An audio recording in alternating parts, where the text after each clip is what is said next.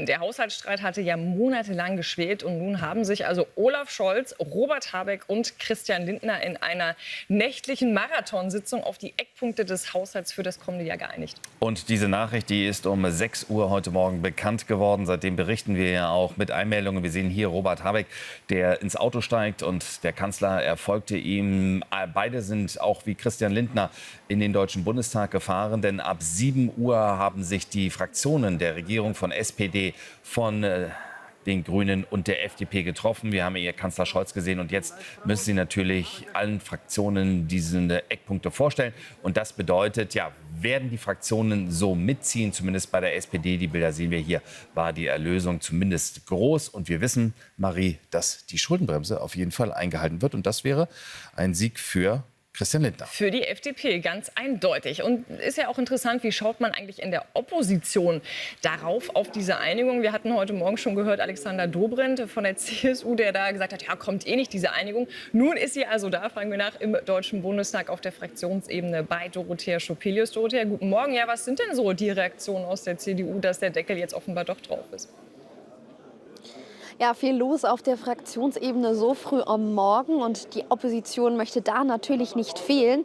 Und ich möchte die Frage einfach direkt weitergeben, und zwar an Thorsten Frey von der CDU-CSU-Bundestagsfraktion. Guten Morgen, Herr Frey. Guten Morgen, Frau Schopelius. Nun haben wir uns hier alle versammelt. Das heißt, eine vorläufige Einigung sei da. Den Fraktionen wird das jetzt vorgelegt. Wie glauben Sie, die Schuldenbremse soll ja wohl stehen. Wie glauben Sie, wird denn das von der SPD-Basisfraktion aufgenommen?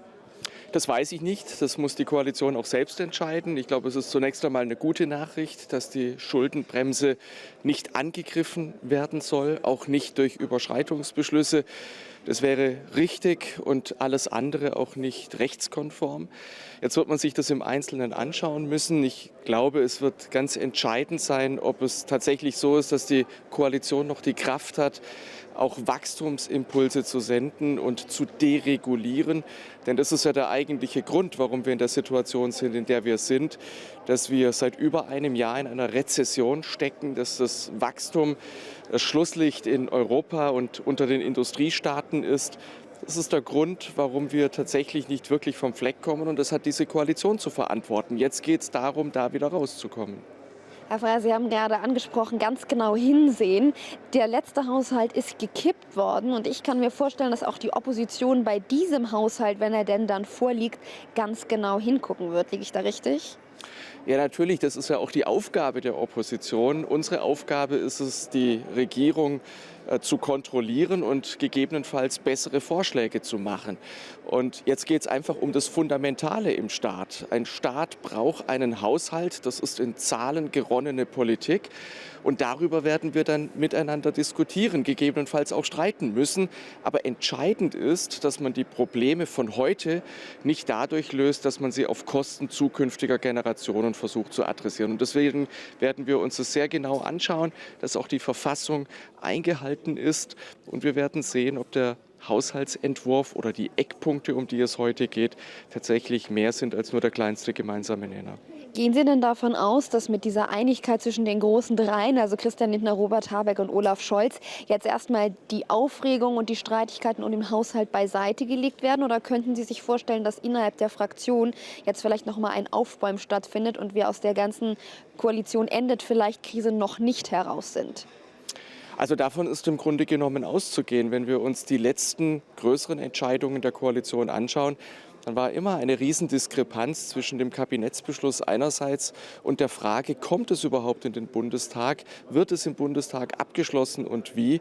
Das heißt, eine Einigung an der Spitze ist noch lang kein Haushaltsgesetz. Ich glaube, der Weg ist noch weit und es deutet vieles darauf hin, dass die Streitereien weitergehen werden.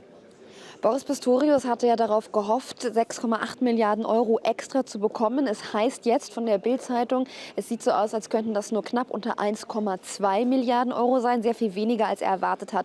Das NATO-Ziel soll trotzdem eingehalten werden wegen des Sondervermögens. Würden Sie als Oppositionspolitiker sagen, dass hier trotzdem an der falschen Stelle gespart wird? Ja, natürlich. Der Bundeskanzler hat vor 2,5 Jahren eine wirklich gute Rede zur Zeitenwende gehalten. Diese Zeitenwende erleben wir nicht. Das 100 Milliarden Euro Sondervermögen für die Bundeswehr war ja im Grunde genommen dafür gedacht, dass man den Aufwuchs des Verteidigungshaushaltes abfedern kann, dass man den unterstützen kann. Tatsächlich ist es so, dass überhaupt kein Aufwuchs stattfindet oder im Volumen von weniger als 2 Milliarden Euro jedenfalls.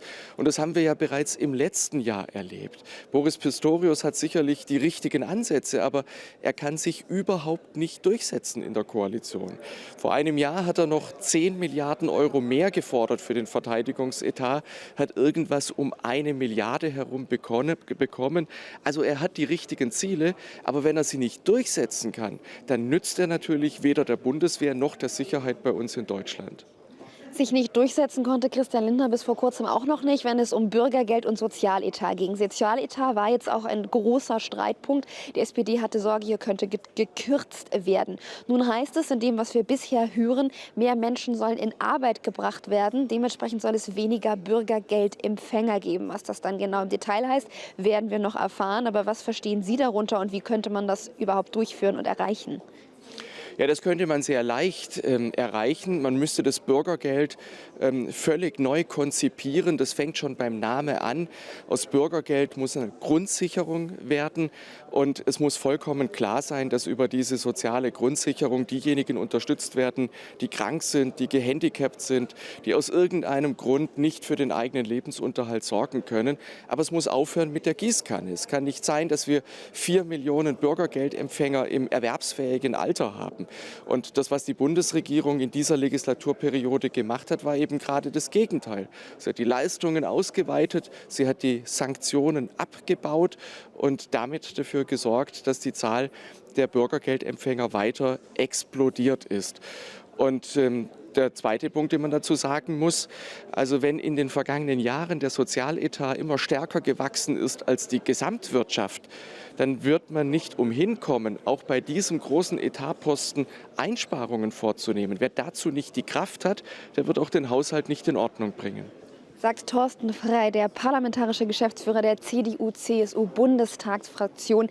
An diesem Freitagmorgen immer noch recht früh, dafür eine Menge los auf der Fraktionsebene. Es ist der letzte Tag vor der parlamentarischen Sommerpause und das heißt, dass es einen Haushalt geben soll. Wie genau der aussieht, darauf warten wir gespannt. Und dann wird die Opposition, da bin ich mir sicher, auch noch mal ganz genau darauf blicken.